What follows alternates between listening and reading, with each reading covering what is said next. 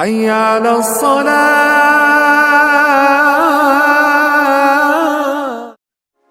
আমার বাবা খুব রাগী, মানে ক্লাসিক বাংলাদেশি বাবা।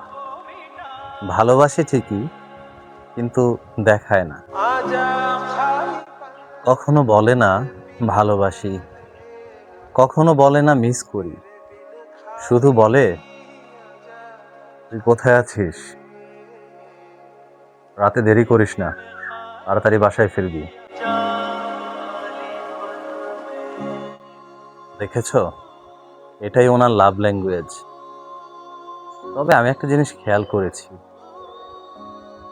আমি যখনই বাসায় দেরি করে ফিরি,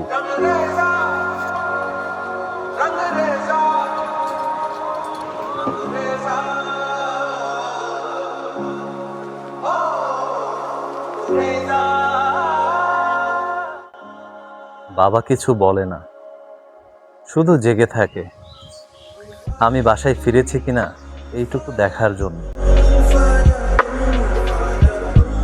বন্ধুদের সাথে হাসি, গল্প সবকিছু শেয়ার করি, কিন্তু যে মানুষটা আমার জন্য সবচেয়ে বেশি চিন্তা করে তার সাথে দুইটা কথাও বলি না।